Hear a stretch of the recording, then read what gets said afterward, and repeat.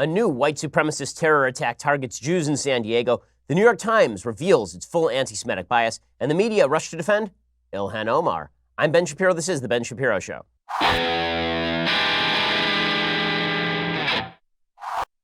All right, we got a lot to get to today. None of it particularly happy news, unfortunately. It was a pretty brutal weekend for the country. We'll get to all that in just a second. First, in 2008, the U.S. national debt was $10 trillion. Today, the debt is nearly $22 trillion. It is rising like a hockey stick. If you do not think that we are sitting on a house of cards, you're living with your head in the sand. But since you're listening to my podcast, you are smarter than the average bear. So what is your plan? Can you afford another hit to your retirement like the last downturn when the S&P dropped 50%? It's worthwhile to hedge at least a little bit against inflation and uncertainty and instability with precious metals. Gold is a safe haven against uncertainty. My savings plan is diversified. Yours should be as well. The company I trust with precious metal purchases is Birch Gold Group. And right now, thanks to a little-known IRS tax law, you can even move that IRA or eligible 401k into an IRA backed by physical gold and silver, which is perfect for people who may want to protect their hard-earned retirement savings from any future geopolitical uncertainty.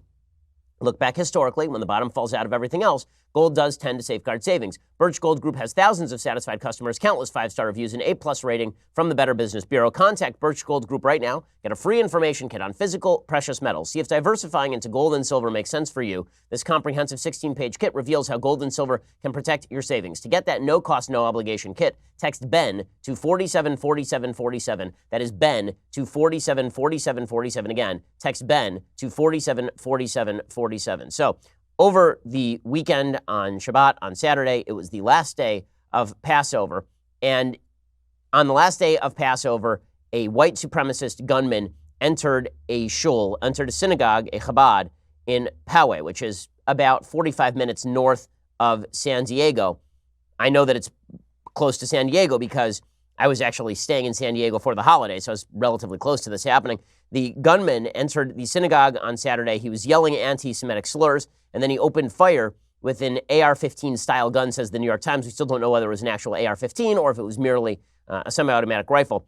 He apparently paused when the rabbi of the congregation tried to talk to him, but then he fired again, and he shot the rabbi in the hand twice. Apparently, he shot him in both hands. The rabbi has lost one of his finger. His attack left a 60-year-old woman dead. The rabbi wounded a 34-year-old man and a girl with shrapnel wounds.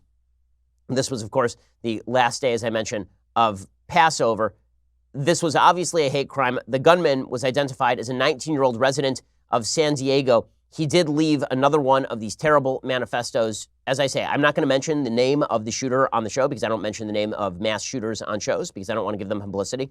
Nor am I going to read his manifesto on air. Suffice it to say, it is a typical white supremacist screed about the replacement of European peoples by Jews. It also suggests that it suggests hatred of President Trump. I mean, there's a good deal in there about how President Trump, at least several lines in there, about how President Trump is a pawn of the Jews, a tool of the Jews. Apparently, this manifesto was posted early on 8chan. 8chan is the even more neo-Nazi, anti-Semitic version of 4chan. 4chan is sort of a lot of trolls, some of whom have alt-right ties. 8chan is like the worst of the worst. And his manifesto sounds a lot like the other manifesto from the guy in Christchurch, the piece of crap in Christchurch, New Zealand, who shot up the mosque. President Trump offered his sympathies from Washington. He said, "Our entire nation mourns the loss of life, prays for the wounded, stands in solidarity with the Jewish community. We forcefully condemn the evil of anti-Semitism and hate, which must be defeated." Here was President Trump responding to the attack in Poway. Our entire nation mourns the loss of life, prays for the wounded, and stands in solidarity with the Jewish community. We forcefully condemn the evil of anti-Semitism and hate, which must be defeated. Just happened, must be defeated. And President Trump has spoken out routinely against anti-Semitism. For all of the talk about President Trump going soft on the alt-right at Charlottesville, some of which I think is true. His initial statement, for example, he did not condemn white supremacy or the alt-right at Charlottesville. And then in his follow-up statement, he condemned neo-Nazism, he condemned white supremacy by name, but he also suggested that there were people at the white supremacist march who were good people, very fine people on both sides. That was the controversy over that statement. You know, his entire remarks, for the record, on that, and this will become relevant when we discuss in a second the ramifications of this attack and the left's attacks on Trump. President Trump's full statements when it came to the Charlottesville situation, which has become sort of the point of the spear for the attacks by the left on President Trump when it comes to anti-Semitic attacks. President Trump said, all of those people, I've condemned neo-Nazis. I've condemned many different groups. Not all of those people were neo-Nazis, believe me. Not all of those people were white supremacists by any stretch. Those people were also there because they wanted to protest the taking down of a statue, Robert E. Lee. He said, I think there's blame on both sides. You look at both sides. I think there's blame objectively on both sides. I have no doubt about it. You don't have to doubt about it either. If you reported it accurately, you would say that the neo-Nazis started this thing. They showed up in Charlottesville. Excuse me, they didn't put themselves down as neo-Nazis. You had some very bad people in that group. You also had some very fine people on both sides. You had people in that group, excuse me, I saw the same pictures as you did. You had people in that group that were there to protest the taking down of, to them, a very, very important statue and the renaming of a park from Robert E. Lee to another name. And then he continued by saying you had people, and I'm not talking about the neo-Nazis and the white nationalists. They should be condemned totally. You had many people in that group other than neo-Nazis and white nationalists. The press has treated them absolutely unfairly. Now, in the other group, you also had some fine people, but you had troublemakers, and you see them come with the black outfits and the helmets and the baseball bats. You had a lot of bad people in the other group, too. So to give the full context of what President Trump was saying, he did, in fact, condemn neo-Nazism. He did, in fact, condemn white nationalism. He also sort of made up this other group of people who were there at the protest who were very fine people, and that's why people said he was being soft on the alt-right, because the only people there were alt-righters. In any case, President Trump, every time there's been an anti-Semitic attack, has condemned it by name. He has condemned it by name. Now, the rabbi at this congregation is Rabbi named Yisrael Goldstein. For people who don't know the Chabad movement, which is, Chabad is an acronym for Chachma, Bina, and Da'as, all of which are aspects of knowing God. Chachma is wisdom, Bina is understanding, and Da'as is knowledge. So Chabad movement is a very spiritual movement. It was driven by the Lubavitcher Rebbe for many years. The Chabad movement is well known for going to basically random places all over the world to provide outreach to Jews who are in those parts of the world. It is the most front-facing part of Jewish orthodoxy. I have a lot of friends in the Chabad movement. I know many of the rabbis in the Chabad movement, most of the top people in the Chabad movement. Every place I go, Chabad is there. I used to joke that if Jews were to land on the moon, then Chabad would already be there. I mean, Chabad is everywhere, and they are very front-facing. They are extraordinarily welcoming. They do a great job of bringing in diverse groups of people. The fact that they are very good at doing outreach and bringing in diverse groups of people might be why more people are alive today as opposed to dead in Poway. Here's Rabbi Yisrael Goldstein speaking from the hospital about what happened. Shalom, Rabbi Yisrael Goldstein here from Chabad Poway. It's not even 24 hours since the unthinkable, unfathomable terrorist attack occurred at Chabad of Poway.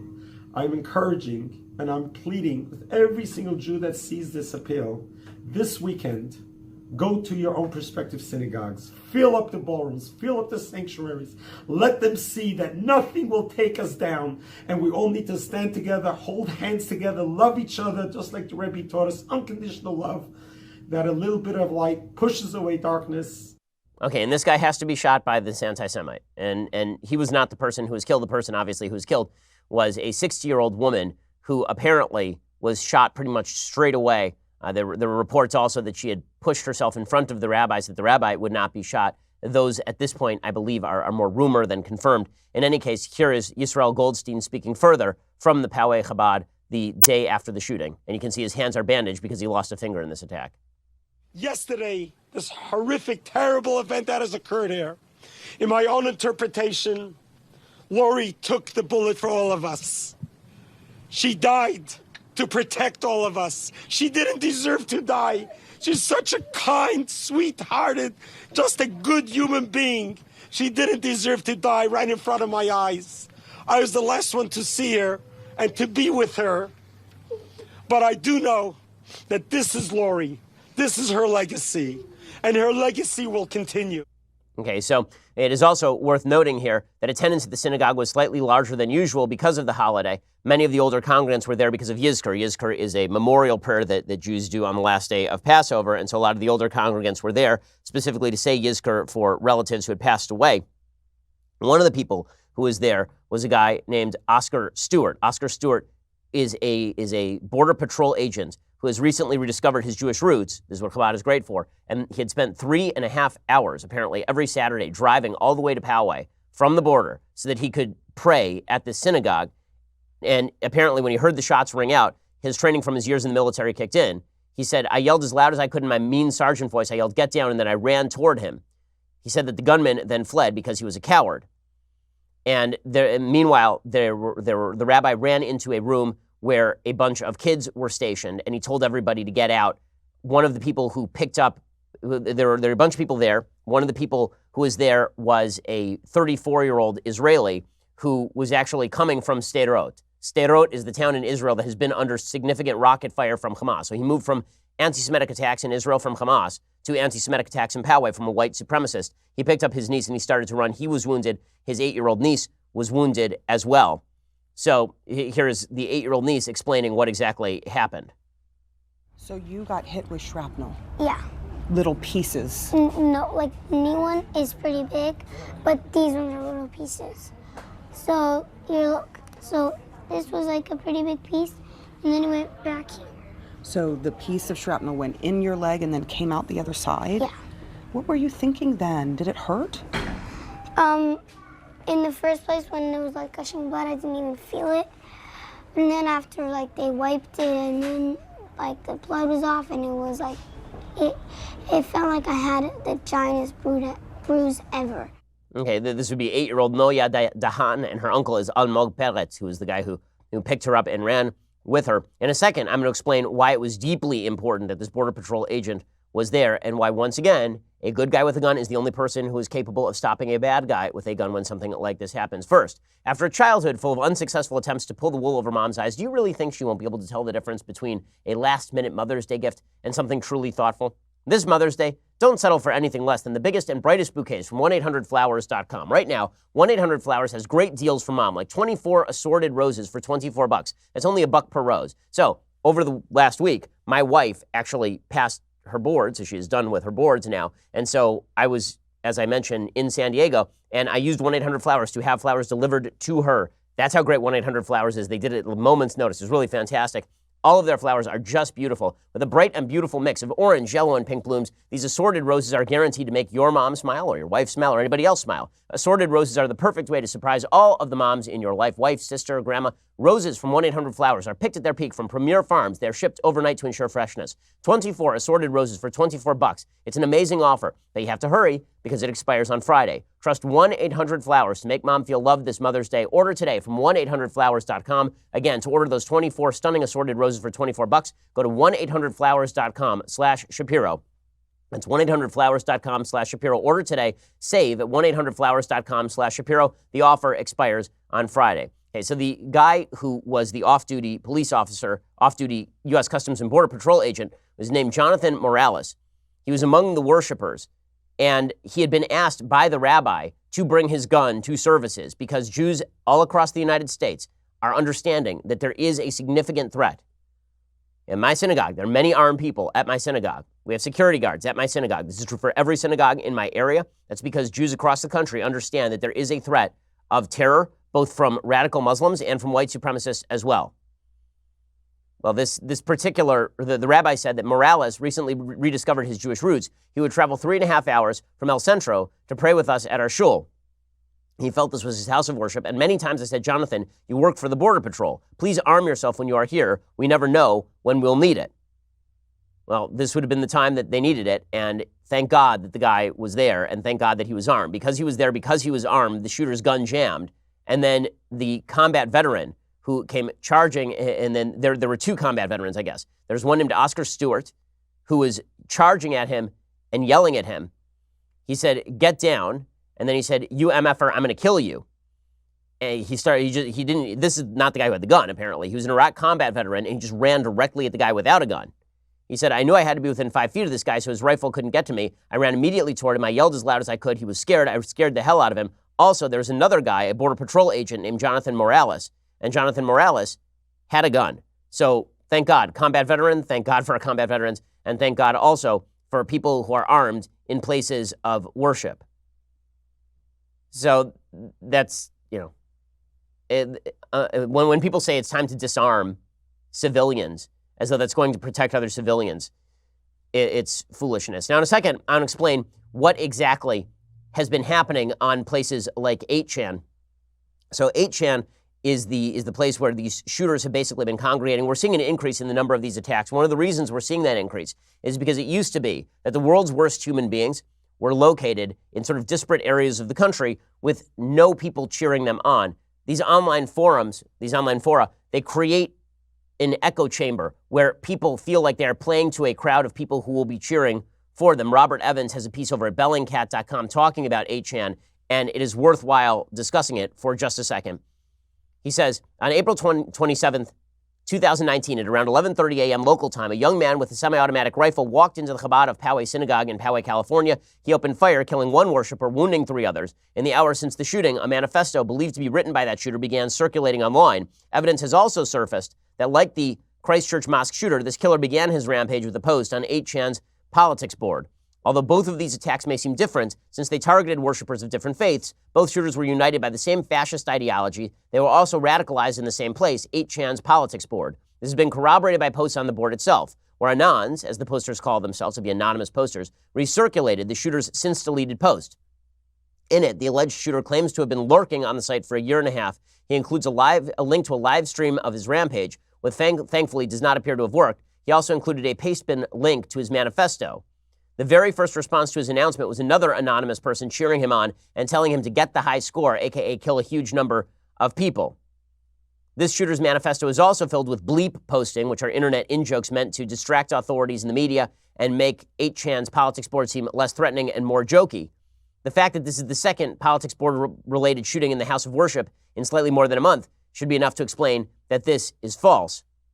8chan apparently is a large website, includes a number of different discussion boards about everything from anime to left-wing politics. Politics is one particularly active board on the website. It is best described as a gathering place for extremely online neo-Nazis.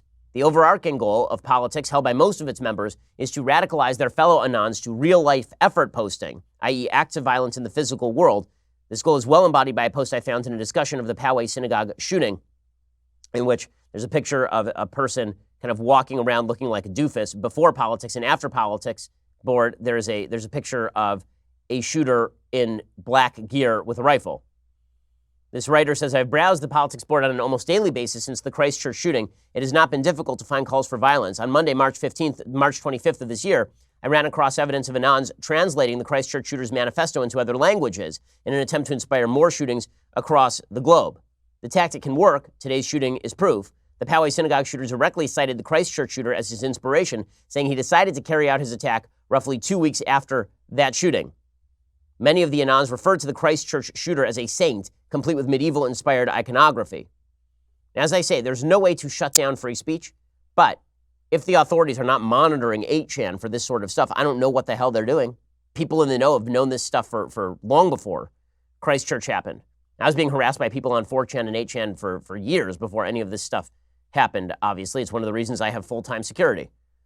The fact that the fact that people have only begun to pick up on this now is obviously quite disturbing. It's also true that the internet can be a place where the worst of us congregate. The internet can be a great place for spreading of information. It can be a wonderful place for spreading of charitable do-gooderism. It can be a wonderful place for exchange of ideas and for prevention of monopolies on ideas. But it can also be a place where terrible, terrible people can find other like-minded, terrible, terrible people to cheer them on when they do these awful things.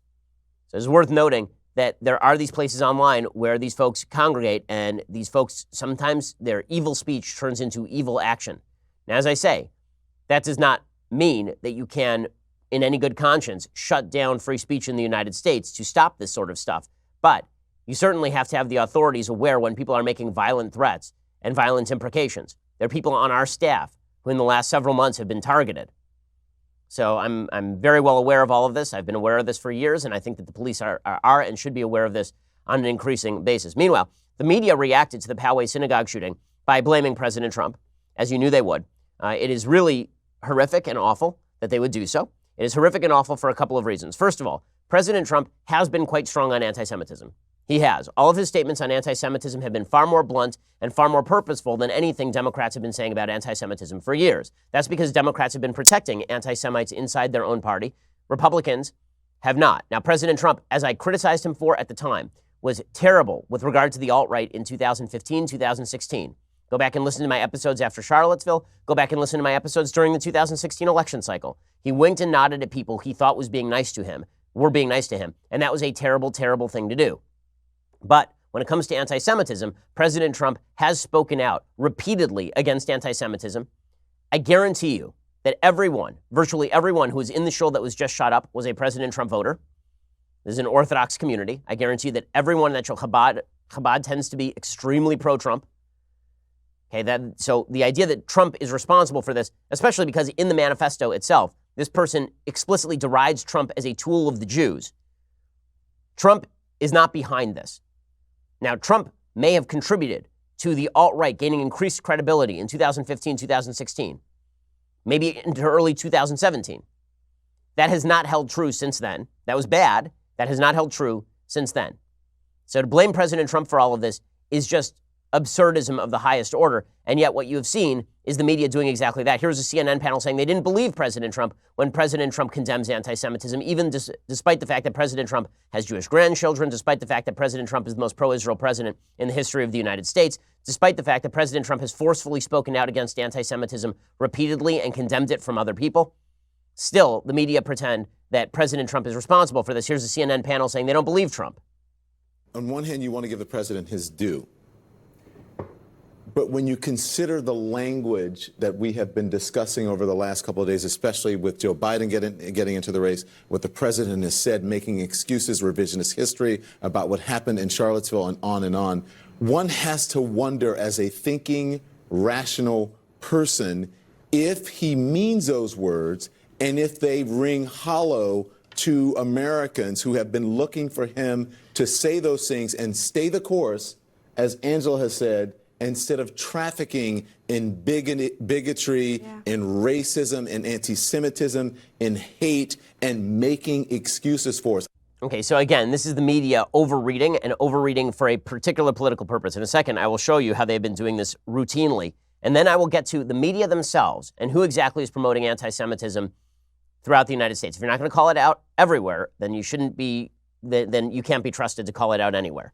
Okay, we'll get to that in just a second. First, vitamins and supplements can be kind of confusing. Persona takes the guesswork out of it. One of our employees here at the Daily Wire, Jared, he takes Persona vitamins in the morning and in the evening. He filled out their online assessment. He indicated he wanted the vegetarian formula. Some of the personalized supplements in his order include green tea extract for energy support, digestive enzymes as part of the Happy Gut formula. The packaging it comes in is sleek, simple, and innovative. There are separate packs for each morning and each evening, so you know exactly what you need to take each and every day. Here's how you can get started. Take a 3 to 5 minute assessment and find out exactly what you need. And then you get recommendations based on your goals, lifestyle, allergies, special diets, and prescription meds. Convenient vitamin packets are delivered to your door each month. Persona only uses the highest form of ingredients that are easiest for the body to absorb, including Culturelle, the #1 pharmacist-recommended probiotic.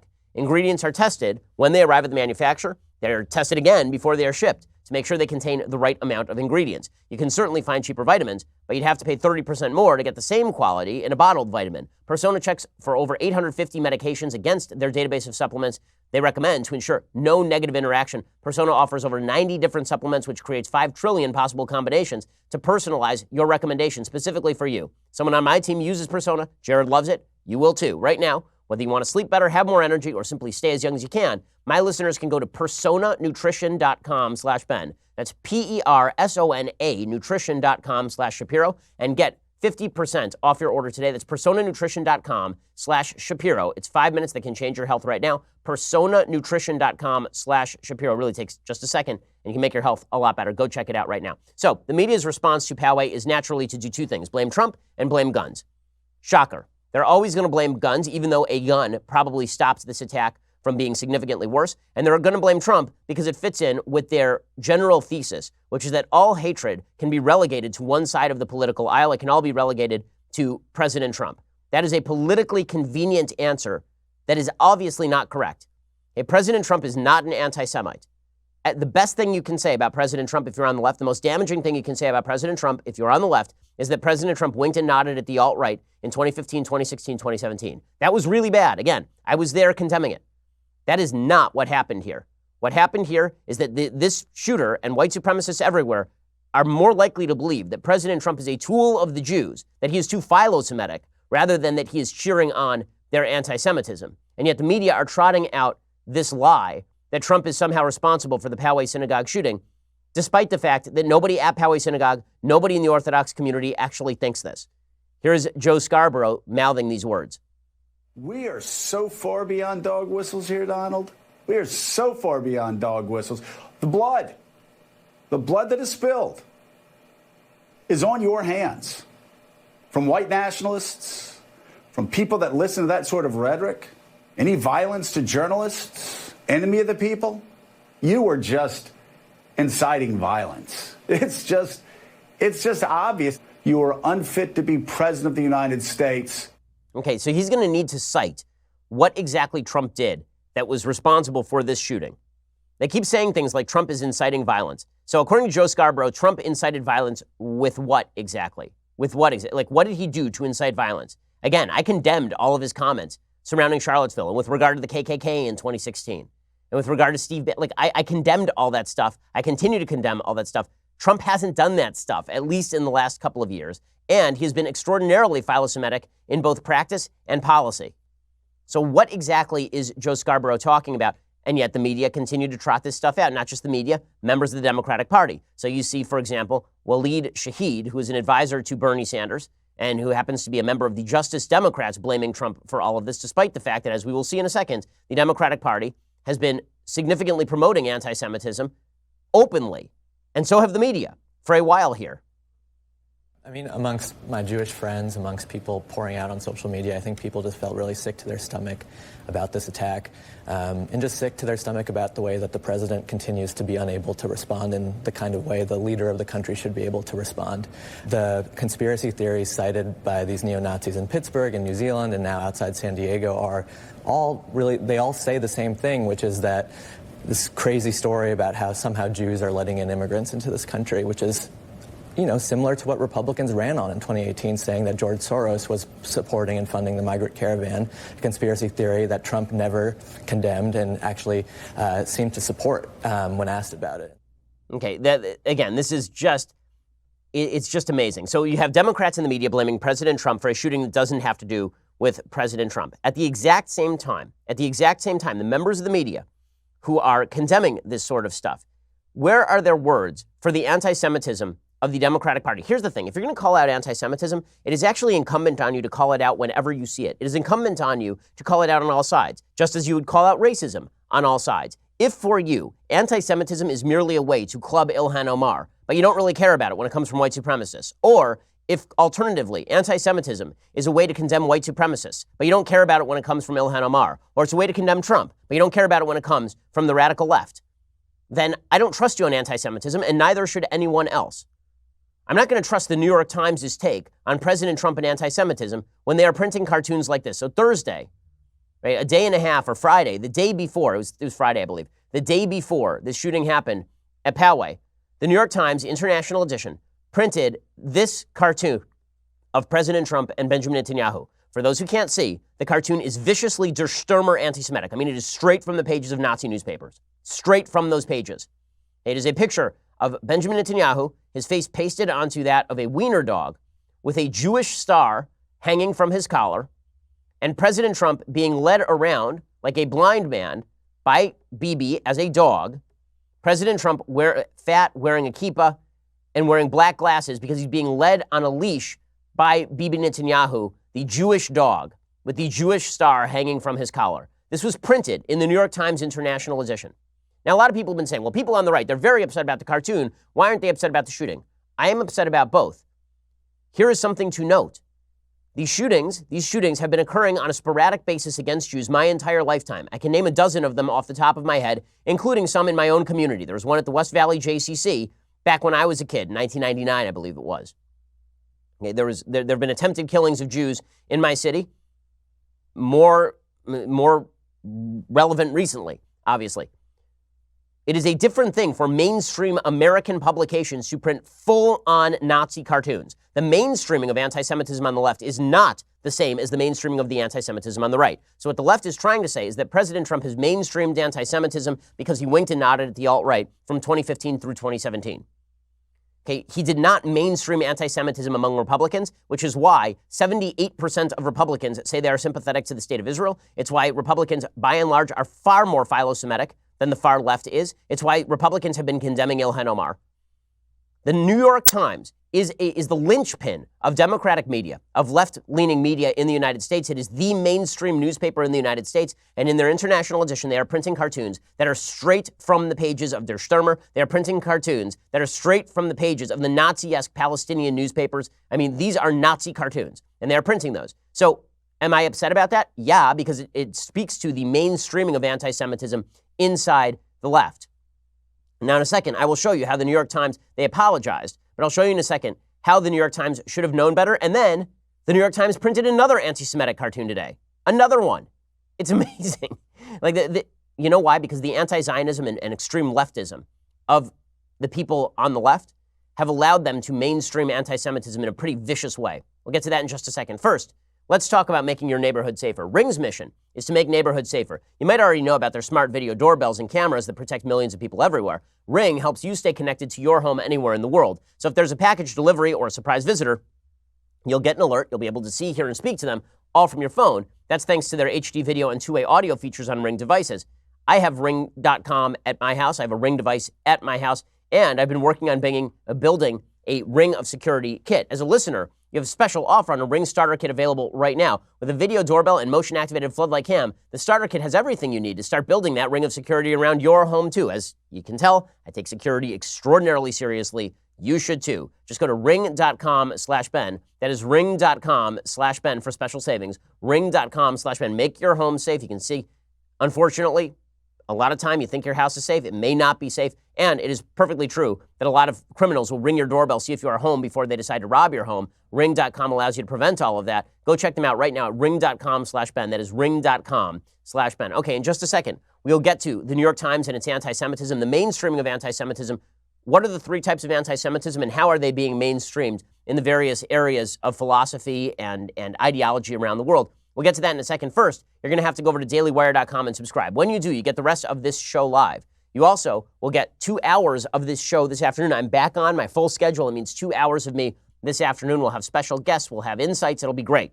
And you'll be able to ask us questions during the breaks. So if you want to correspond with me, that's the way to do it. You got to be a subscriber to do all of that. We have all sorts of Sunday specials that are coming up that will be available on Saturday for you. You will be able to correspond with other hosts at the Daily Wire. You'll be able to take advantage of our backstage. We have all sorts of brand new, awesome stuff coming for subscribers. Go check it out right now. And for $99 a year, you get this. The very greatest in beverage vessels, the Leftist Tears Hot or Cold Tumbler. Go check it out right now. That Leftist Tears Hot or Cold Tumbler will make your life significantly better. Also, subscribe at YouTube, subscribe at iTunes. Last month, we were the second most listened to podcast on planet Earth. So make sure that we are number one this month. Go help us out over at YouTube and iTunes. Leave us a review. It always helps. We are the largest, fastest growing conservative podcast in the nation.